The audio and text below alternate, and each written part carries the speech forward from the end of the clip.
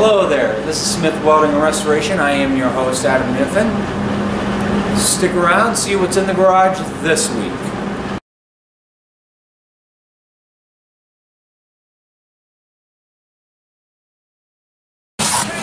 Alright, simple put, we're wrapping up the Ranger project. We've got a stretch of headliner in it.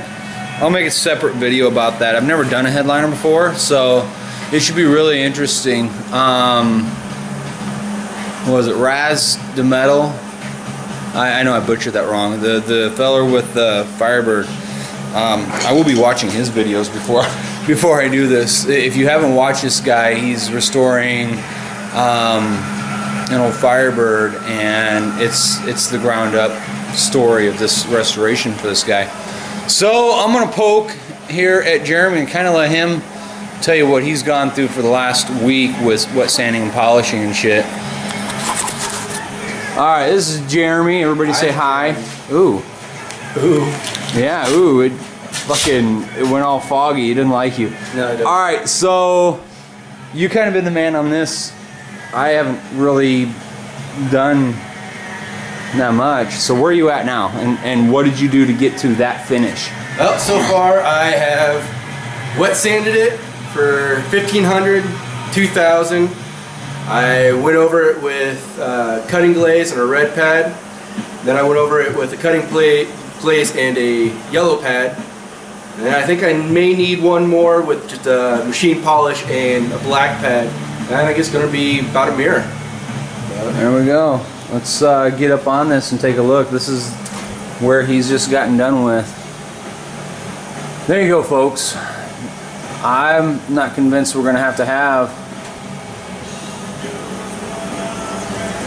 that third round. We'll see. We'll see what we come up with. Depends on scrolling. But that's where we're at, folks. Let's roll you around to the front. I don't think I've got a full front shot of this since we finished putting it together. So we got that grill at the junkyard the other day. So what all did you go through to get that look? Because it looked like shit. Yeah. I just cleaned it up a little bit of water, scratch pad. What scratch pad did you use? Just gray Scotch Brite. That's all it took was the gray? Yeah. Then I spray painted black. Some matte black. Turned out good. And that wasn't high price. That's actually the matte black we use for our guide coat, to be frank. Or Bill or whatever. We got a touch up to do. I don't know what happened there. But I'll lay that in. It's no big deal. There's always a touch up here or there. So, yeah, this is before he came across with the yellow pad.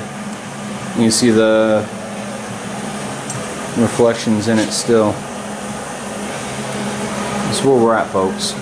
So we're wrapping up the Ranger project.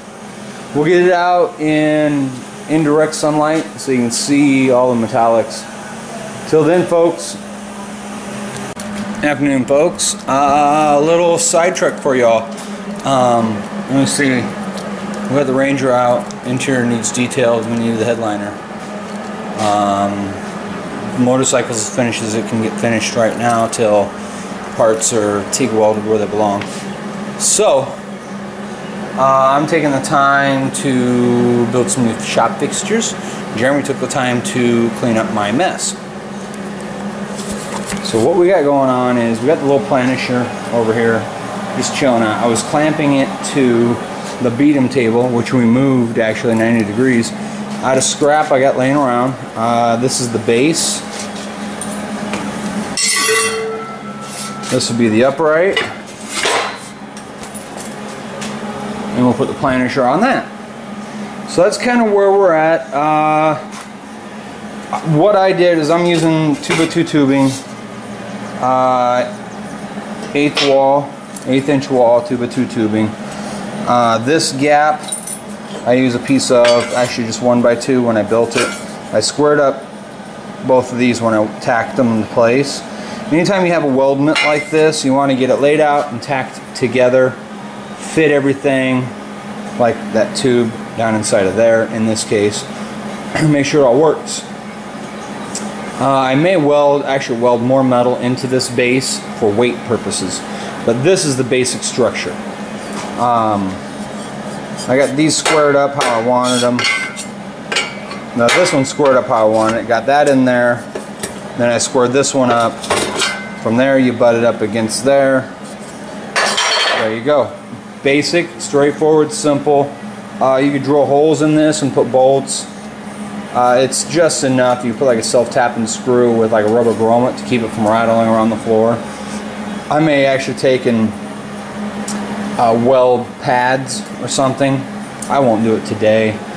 If I have a rattle issue or a weeble wobble issue, I might do something later on down the road. Kind of want to show you what we got going on here. That, and then out of that piece of plate down there, unless I find something better rolling around here, I'll build the platform that the Planisher sits on, and we'll do something very similar out of tubing up top to put that plate on. Drill holes in it and bolt it down. Alright, that's it for today. It's mounted up. Now here's the word of wise.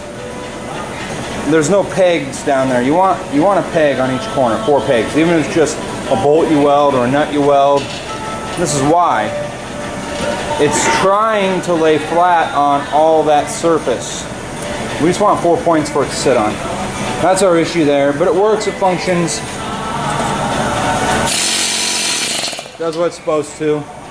Eventually what I'll do is I'll cut some pipe and weld it down this side or the other side, whatever, for the anvils we've got.